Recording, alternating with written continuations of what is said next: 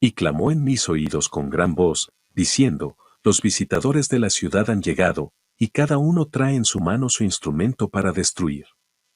Ezequiel 9 verso 1. Y llamó Jehová al varón vestido de lienzos, que tenía a su cintura la escribanía de escribano. Y díjole Jehová, pasa por medio de la ciudad, por medio de Jerusalén, y pon una señal en la frente a los hombres que gimen y que claman a causa de todas las abominaciones que se hacen en medio de ella. Y a los otros dijo a mis oídos, pasad por la ciudad en pos de él, y herid, no perdone vuestro ojo, ni tengáis misericordia. Matad viejos, mozos y vírgenes, niños y mujeres, hasta que no quede ninguno, mas a todo aquel sobre el cual hubiere señal, no llegaréis, y habéis de comenzar desde mi santuario. Comenzaron pues desde los varones ancianos que estaban delante del templo, Ezequiel 9 verso 3 hasta el 6. Jesús está por abandonar el propiciatorio del santuario celestial, para ponerse vestiduras de venganza y derramar su ira en juicio contra aquellos que no han respondido a la luz que Dios les ha dado. Porque no se ejecuta luego sentencia sobre la mala obra, el corazón de los hijos de los hombres está en ellos lleno para hacer mal. Eclesiastés 8 verso 11. En vez de enternecerse por la paciencia y tolerancia que el Señor ha manifestado hacia ellos, los que no temen a Dios ni aman la verdad fortalecen su corazón en la mala conducta. Pero aún la tolerancia de Dios tiene límites, y muchos están superándolos. Han sobrepasado los límites de la gracia, y por lo tanto Dios debe intervenir y vindicar su propio honor. Acerca de los amorreos el Señor dijo, y en la cuarta generación volverán acá, porque aún no está cumplida la maldad del amorreo hasta aquí. Génesis 15 verso 16. Aunque dicha nación se destacaba por su idolatría y corrupción, no había llenado todavía la copa de su iniquidad, y Dios no quiso dar la orden de que se la destruyese completamente. Ese pueblo había de ver el poder divino manifestado en forma tan señalada que iba a quedar sin excusa. El compasivo Creador estaba dispuesto a soportar su iniquidad hasta la cuarta generación. Entonces, si no mejoraban, los juicios iban a caer sobre ellos. Con infalible exactitud, el Ser Infinito sigue llevando una cuenta con todas las naciones. Mientras ofrece su misericordia, con invitaciones al arrepentimiento, esta cuenta permanece abierta, pero cuando las cifras llegan a cierta cantidad que Dios ha fijado, comienza el ministerio de su ira. La cuenta se cierra. Cesa la paciencia divina. Entonces ya no intercede la misericordia en su favor. Al profeta, mientras miraba a través de las edades, se le presentó este tiempo en visión. Las naciones de esta época han recibido misericordia sin precedentes. Les han sido dadas las bendiciones más selectas del cielo, pero el orgullo intensificado, la codicia, la idolatría, el desprecio de Dios y la vil ingratitud son cosas anotadas contra ellas. Están cerrando rápidamente su cuenta con Dios.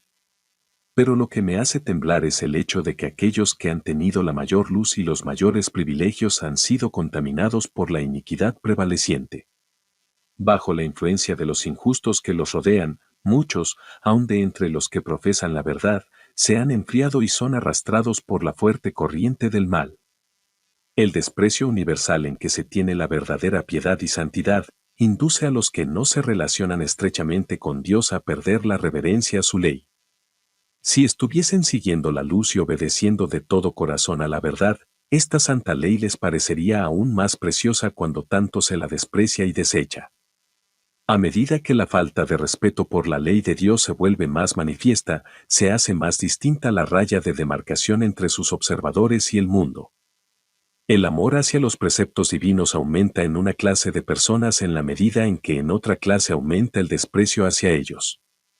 La crisis se está acercando rápidamente. Las cifras que suben velozmente demuestran que está por llegar el tiempo de la visitación de Dios. Aunque le repugna castigar, castigará sin embargo, y lo hará prestamente. Los que andan en la luz verán señales de un peligro inminente, pero no han de permanecer sentados en tranquila y despreocupada espera de la ruina, consolándose con la creencia de que Dios protegerá a su pueblo en el día de la visitación. Lejos de ello. Deben comprender que es su deber trabajar diligentemente para salvar a otros, esperando en Dios con fe vigorosa para obtener ayuda. La oración del justo, obrando eficazmente, puede mucho. Santiago 5 verso 16. La levadura de la piedad no ha perdido todo su poder. En el tiempo en que son mayores el peligro y la depresión de la Iglesia, el pequeño grupo que se mantiene en la luz estará suspirando y clamando por las abominaciones que se cometen en la tierra. Pero sus oraciones ascenderán más especialmente en favor de la Iglesia, porque sus miembros están obrando a la manera del mundo. No serán vanas las oraciones de estos pocos fieles. Cuando el Señor salga como vengador, vendrá también como protector de todos aquellos que hayan conservado la fe en su pureza y se hayan mantenido sin mancha del mundo. Será entonces el tiempo en que Dios prometió vengar a sus escogidos que claman día y noche, aunque sea longánime con ellos. La orden es: pasa por medio de la ciudad, por medio de Jerusalén, y pon una señal en la frente a los hombres que gimen y que claman a causa de todas las abominaciones que se hacen en medio de ella. Ezequiel 9 verso 4. Estos que suspiran y lloran han estado ofreciendo las palabras de vida, han reprendido, han aconsejado y suplicado. Algunos de los que estaban deshonrando a Dios se han arrepentido y han humillado su corazón delante de Él. Pero la gloria del Señor se ha apartado de Israel, aunque muchos perseveraban en las formas de la religión, faltaban el poder y la presencia de Dios. En el tiempo en que su ira se manifieste con castigos, estos humildes y consagrados discípulos de Cristo se distinguirán del resto del mundo por la angustia de su alma, expresada en lamentaciones y lloros, reproches y amonestaciones. Mientras que otros procuran arrojar un manto sobre el mal existente y excusar la gran impiedad que prevalece por doquiera, los que tienen celo por el honor de Jehová y amor por las almas no callarán para obtener el favor humano. Sus almas justas se afligen día tras día por las obras y conversaciones profanas de los impíos. Son impotentes para detener el torrente de la iniquidad, de ahí que se llenen de pesar y alarma. Lloran delante de Dios al ver la religión despreciada en los mismos hogares de aquellos que han tenido gran luz.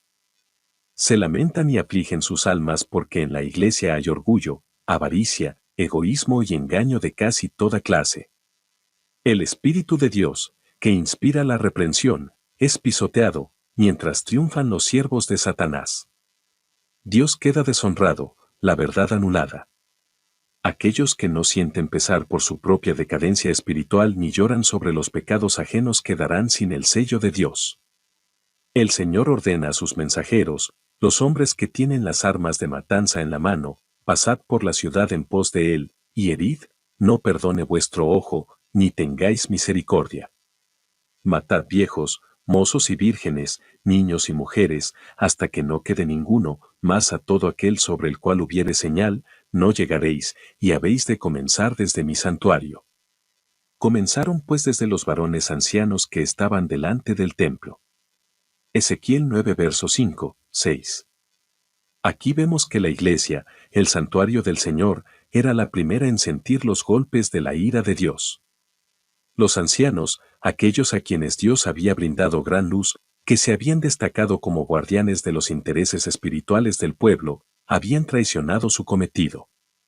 Habían asumido la actitud de que no necesitamos esperar milagros ni la señalada manifestación del poder de Dios como en tiempos anteriores.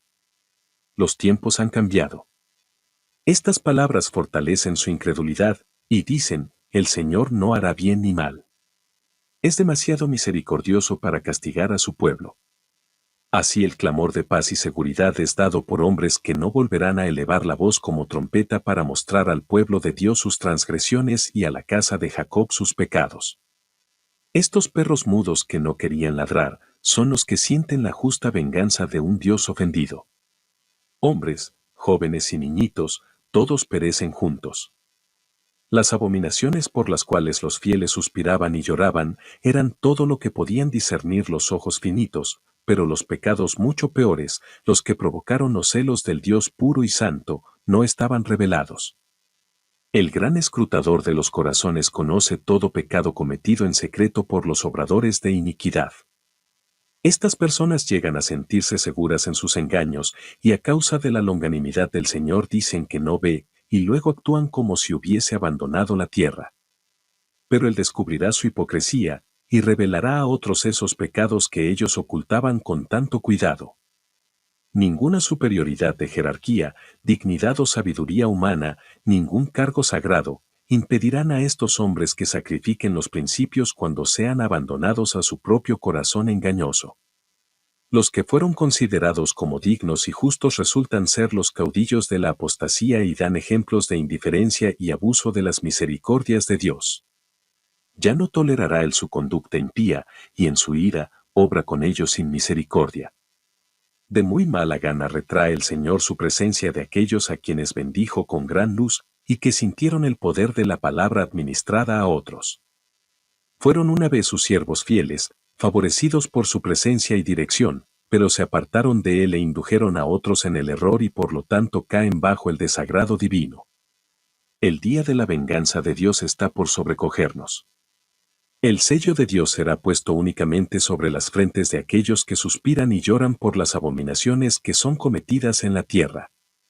Los que simpatizan con el mundo, comen y beben con los borrachos, serán destruidos con los que hacen iniquidad.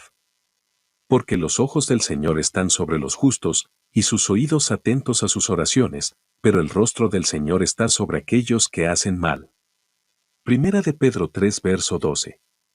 Nuestra propia conducta determina si recibiremos el sello del Dios viviente o si seremos abatidos por las armas destructoras. Ya han caído sobre la tierra algunas gotas de la ira divina, pero cuando se derramen las 7 últimas plagas sin mistura en la copa de su indignación, entonces será para siempre demasiado tarde para arrepentirse y hallar refugio. No habrá entonces sangre expiatoria que lave las manchas del pecado. Y en aquel tiempo se levantará Miguel, el gran príncipe que está por los hijos de tu pueblo, y será tiempo de angustia, cual nunca fue después que hubo gente hasta entonces, mas en aquel tiempo será libertado tu pueblo, todos los que se hallaren escritos en el libro. Daniel 12 verso 1. Cuando llegue ese tiempo de angustia, cada caso se habrá decidido, ya no habrá tiempo de gracia ni misericordia para el impenitente. El sello del Dios vivo estará sobre su pueblo. Este pequeño remanente, incapaz de defenderse en el mortífero conflicto con las potestades de la tierra mandadas por la hueste del dragón, hace de Dios su defensa. Ha sido promulgado por la más alta autoridad terrestre el decreto de que adoren a la bestia y reciban su marca bajo pena de persecución y muerte. No se adquiere en un momento el valor, la fortaleza, la fe y la confianza implícita en el poder de Dios para salvarnos. Estas gracias celestiales se adquieren por la experiencia de años. Por una vida de santo esfuerzo y de firme adhesión a lo recto, los hijos de Dios estaban sellando su destino. Asediados de innumerables tentaciones, sabían que debían resistir firmemente o quedar vencidos.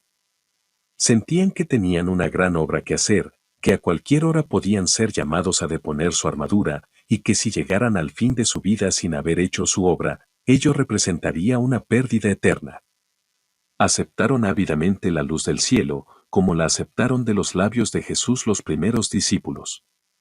Cuando estos cristianos primitivos eran desterrados a las montañas y los desiertos, cuando en las mazmorras se los dejaba morir de hambre, frío y tortura, cuando el martirio parecía la única manera de escapar a su angustia, se regocijaban de que eran tenidos por dignos de sufrir para Cristo, quien había sido crucificado en su favor.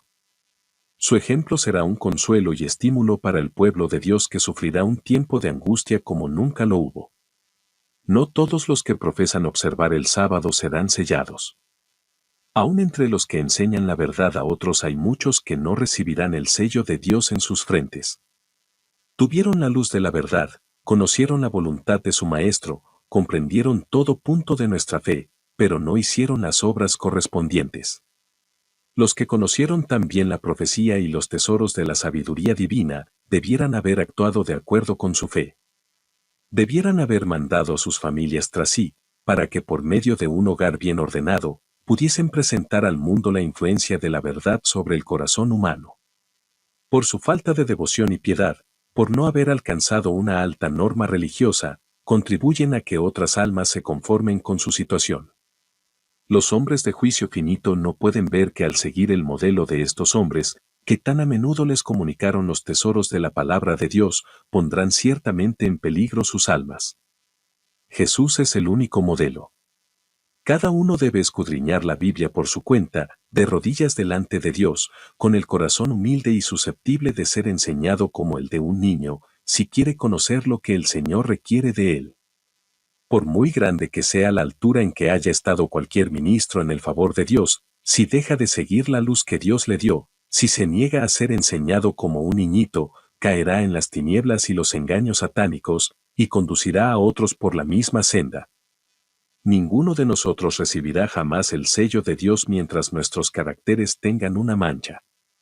Nos toca a nosotros remediar los defectos de nuestro carácter, limpiar el templo del alma de toda contaminación. Entonces la lluvia tardía caerá sobre nosotros como cayó la lluvia temprana sobre los discípulos en el día de Pentecostés. Nos conformamos con demasiada facilidad con lo que hemos alcanzado. Nos sentimos ricos y con abundancia de bienes, y no sabemos que cada uno de nosotros es un cuitado y miserable y pobre y ciego y desnudo. Apocalipsis 3 verso 17. Ahora es el momento de oír la amonestación del testigo fiel: yo te amonesto que de mí compres oro afinado en fuego, para que seas hecho rico, y seas vestido de vestiduras blancas, para que no se descubra la vergüenza de tu desnudez, y unge tus ojos con colirio, para que veas. Apocalipsis 3 verso 18. En esta vida debemos arrostrar pruebas de fuego y hacer sacrificios costosos, pero la paz de Cristo es la recompensa. Ha habido tan poca abnegación, tan poco sufrimiento por amor a Cristo, que la cruz queda casi completamente olvidada. Debemos participar de los sufrimientos de Cristo si queremos sentarnos en triunfo con Él sobre su trono. Mientras elijamos la senda fácil de la complacencia propia y nos asuste la abnegación, nuestra fe no llegará nunca a ser firme, y no podremos conocer la paz de Jesús ni el gozo que proviene de una victoria consciente.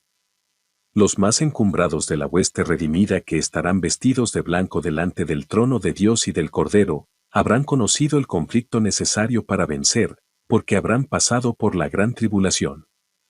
Los que hayan cedido a las circunstancias en vez de empeñarse en este conflicto, no sabrán cómo subsistir en aquel día cuando la angustia domine a toda alma, cuando, si Noé, Job y Daniel estuviesen en la tierra, no salvarían hijo ni hija, pues cada uno habrá de librar su alma por su propia justicia.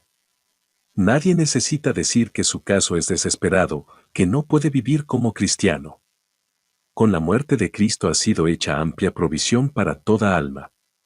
Jesús es nuestro auxilio constante en tiempo de necesidad. Invoquémosle con fe, que Él prometió oír y contestar nuestras peticiones. Ojalá que tengamos fe viva y activa. La necesitamos, debemos tenerla, o desmayaremos y caeremos en el día de la prueba. Las tinieblas que descansarán entonces sobre nuestra senda no deben desalentarnos ni desesperarnos. Son el velo con que Dios cubre su gloria cuando viene a impartir ricas bendiciones. Por nuestra experiencia pasada, debemos saber esto. En aquel día en que Dios tenga controversia con su pueblo, esta experiencia será una fuente de consuelo y esperanza. Ahora es cuando debemos guardarnos a nosotros mismos y a nuestros hijos sin contaminación del mundo. Ahora es cuando debemos lavar el manto de nuestro carácter y emblanquecerlo en la sangre del Cordero. Ahora es cuando debemos vencer el orgullo, la pasión y la pereza espiritual. Ahora es cuando debemos despertarnos y hacer un esfuerzo resuelto para lograr simetría de carácter. Si oyereis hoy su voz, no endurezcáis vuestros corazones. Hebreos 3 versos 7, 8 y 15. Estamos en una situación muy penosa, aguardando y velando por la aparición de nuestro Señor. El mundo está en tinieblas. Mas vosotros, hermanos, dice Pablo, no estáis en tinieblas, para que aquel día os sobrecoja como ladrón. Primera de Tesalonicenses 5 verso 4. El propósito de Dios consiste siempre en sacar luz de las tinieblas, gozo del pesar y descanso del cansancio para el alma que aguarda anhelante. ¿Qué estáis haciendo, hermanos, en la gran obra de preparación? Los que se unen con el mundo reciben su molde y se preparan para la marca de la bestia. Los que desconfían de sí mismos, se humillan delante de Dios y purifican sus almas obedeciendo a la verdad, son los que reciben el molde celestial y se preparan para tener el sello de Dios en sus frentes. Cuando se promulgue el decreto y se estampe el sello, su carácter permanecerá puro y sin mancha para la eternidad. Ahora es el momento de prepararse. El sello de Dios no será nunca puesto en la frente de un hombre o una mujer que sean impuros. Nunca será puesto sobre la frente de seres humanos ambiciosos y amadores del mundo. Nunca será puesto sobre la frente de hombres y mujeres de corazón falso o engañoso. Todos los que reciban el sello deberán estar sin mancha delante de Dios y ser candidatos para el cielo. Avanzad, mis hermanos y hermanas. Puedo escribir solo brevemente acerca de estos puntos en este momento y llamar simplemente vuestra atención a la necesidad de preparación. Escudriñad las Escrituras por vosotros mismos a fin de comprender la terrible solemnidad de la hora actual. Ni siquiera la existencia debiera comprarse al precio de la mentira. Por una palabra o una inclinación de la cabeza los mártires podrían haber negado la verdad y salvado la vida. Consintiendo en arrojar un solo grano de incienso sobre el altar del ídolo, podrían haberse salvado del potro, el cadalso y la cruz. Pero se negaron a ser falsos en palabra o en acción, aunque la vida fuese el don que ello les hubiese granjeado. Daban la bienvenida a la prisión, la tortura y la muerte, con la conciencia limpia, más bien que a la liberación a condición de engañar, mentir y apostatar. Por la fidelidad y la fe en Cristo, obtuvieron mantos sin mancha, coronas enjolladas. Sus vidas fueron ennoblecidas y elevadas a la vista de Dios, porque permanecieron firmes por la verdad en las circunstancias más graves.